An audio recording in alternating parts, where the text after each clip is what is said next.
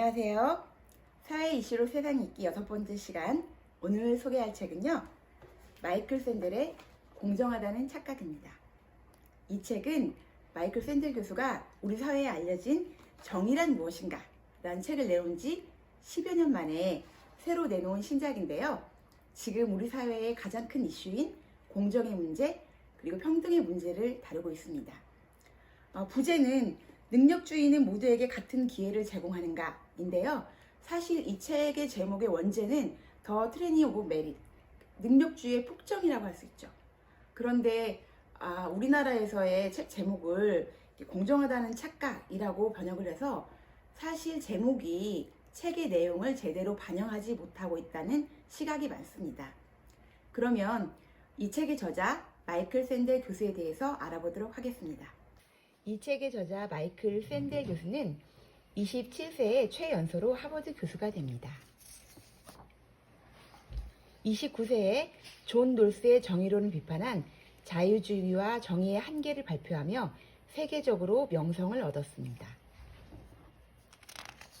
1980년부터 40년간 하버드대 교수로 학생을 가르치면서 가장 인기 있는 교수로 활약하고 있습니다.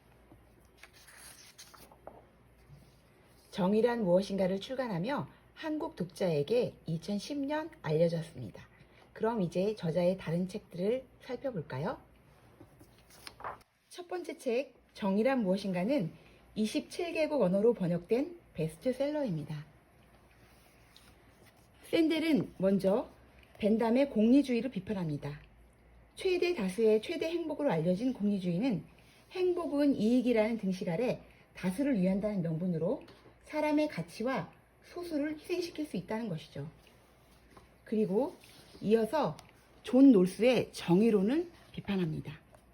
자유주의는 구성원들이 합의만 하면 모두 정의로운 것처럼 생각하지만 그러다 보면 본질을 침범하고 시장 만능주의를 초래할 수 있다는 것이죠. 그래서 결국 샌델이 말하고 싶은 것은 공동체주의, 공동선을 지향해야 한다는 것입니다. 이 책 361쪽에 보면 정의로운 사회는 단순히 공리를 극대화하거나 선택의 자유를 확보하는 것만으로는 만들 수 없다. 좋은 삶의 의미를 함께 고민하고 의례 생기기 마련인 이견을 기꺼이 받아들인 문화를 가꿔야 한다고 주장합니다. 이 공동선에 대한 이야기는 공정이라는 착각까지 이어집니다. 두 번째 책, 돈으로 살 수 없는 것들. 이것은 2012년에 출간된 책인데요. 이 책 역시 시장주의의 문제를 제기하는 책입니다. 사람의 가치는 돈으로 환산되면 안 되는데 돈 앞에 지켜야 할 인간의 가치가 사라지는 것에 대해 경고하는 책입니다. 이 책에서 샌델은 이 사회에는 돈으로 구매할 수 있는 것과 없는 것이 있는데 돈으로 구매해서는 안 되는 성, 입학 자격, 노벨상, 환경, 사회봉사까지 돈으로 사고 팔면 인간으로서 지켜야 할 도덕적 가치가 밀려난다고 주장합니다. 그러면 오늘의 주인공, 공정하다는 착각은 어떤 내용인지 알아볼까요? 먼저 목차부터 살펴볼까요? 서론에서는 대학 입시와 능력주의라는 제목으로 우리나라의 드라마 스카이캐슬의 내용과 비슷한 미국의 입시 부정 사건을 이야기합니다. 기여 입학으로 들어가는 뒷문이나 입시 부정으로 들어가는 옆문과 정문으로 들어가는 능력주의가 모두 문제가 있다고 주장합니다.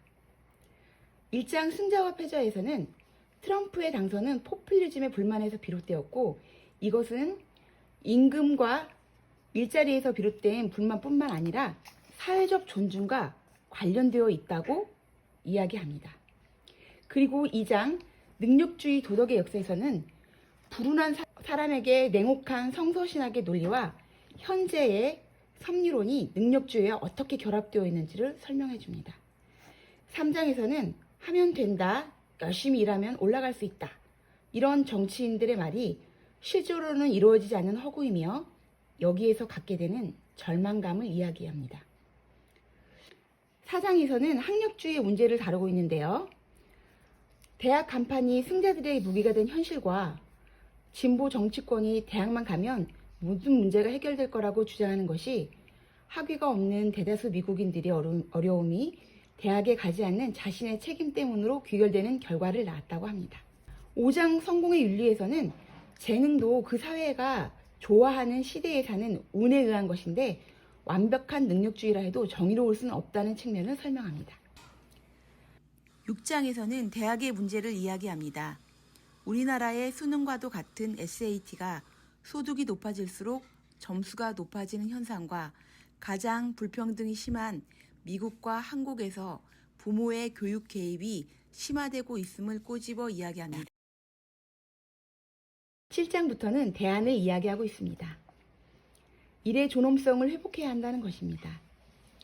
여기에서 미국 노동계급이 구직 포기뿐 아니라 자살, 약물과용, 알코올성 간질환 등 절망 끝 죽음에 이르는 비율이 대졸자보다 비대졸자가 3배나 많은 충격적인 조사 결과를 이야기합니다. 중년 백인의 사망률이 높은 지역일수록 트럼프에 대한 지지율도 높은 것으로 나타났습니다. 저자는 이들에게 필요한 건 일자리 못지않게 사회적 인정과 가치를 주는 일이라고 강조합니다. 또한 금융거래소의 신설 등 세금과 복지의 문제도 제안합니다. 자, 이제 결론입니다. 마이클 샌델은 좋은 사회는 탈출할 수 있다는 약속만으로 이루어지지 않는다. 기회의 평등보다 조건의 평등이 이루어져야 하고 서로 다른 의견에 타협하며 다름과 함께 더불어 살아가는 공동선을 길러야 한다고 강조합니다. 그럼 이제 이 책을 읽은 다른 친구들의 이야기를 들어볼까요? 저는 능력주의의 어두운 면에 대해서 알게 된 점이 인상 깊었어요. 능력주의라는 것이 세습 귀족제에 비해서 굉장히 공정성과 효율성이 있다고 알고 있었는데 이 책에서는 능력주의에 대해서 완전히 이렇게 까발리잖아요. 여기에서 능력주의가 부의 양극화와 세습화를 부추기고 승자들은 더욱 오만하게 만들고 패자들은 굴욕감을 갖게 만들어서 서로 간의 갈등을 부추기고 있다. 이 대목에서 저는 굉장히 충격을 좀 받았고요. 이와 같이 능력주의의 그 어두운 면에 대해서 인지하지 못했던 부분을 알게 되어서 인상 깊었어요. 이 책에서는요, 학력주의의 문제점에 대해서 이야기하는데요. 너무 미국에 이렇게 한정해가지고 이야기를 하고 있는 부분이 좀 아쉬워요. 예를 들면은 학력주의가 능력주의를 공고히 한다는 측면에서는 저도 이해를 했는데, 그렇다면은 학력주의가 그렇게 크지 않은 나라들이 요즘에 많이 이렇게 나오고 있거든요. 유럽이라던가 프랑스 같은 경우는 대학의 서열화가 거의 이제 해체되고 있는 단계이고, 그 다음에 그 청년들이 대학에 대해서 꼭 가야 된다 이런 의지도 많이 이렇게 줄어들었는데, 그럼 그러한 사회에서는 어떻게 능력주의가 표현되고 있는지 그 부분이 조금 제시되지 않은 점이 굉장히 아쉬웠어요. 저는 이 책을 읽으면서 가장 인상적이었던 부분은 이 책의 저자는 하버드대 교수잖아요. 하버드대에 이제 4만 명 정도가 지원을 하고 서류 전형을 통해서 2만에서 2만 5천 명 정도가 선별이 된대요. 서류로 봤을 때는 하버드에 와서 공부를 해도 아무런 문제가 없을 것 같은 학생들이 되고, 그 중에서 4천 명을 뽑는데 4천 명을 뽑는 거를 추첨을 통해 하겠다. 그러니까 능력주의와 학벌주의를 다 원점에서 다시 한번 생각해 보겠다 라는 제안인 것 같아서 그 제안이 굉장히 인상적이었어요. 근데 사실 그렇게 되면은 선별 자체를 운에 맡기겠다 라고 하는 거잖아요. 근데 그 운에 대한 것도 사실은 한국에서는 운도 능력이다 라는 게 언제부턴가 그 말도 유행을 하게 됐어요. 근데 이제 그걸 무시하고라도 하버드대를 선택할 때 추첨을 통해서 한다는 그 도발적이고 창의적인 발상이 가장 인상적이었습니다.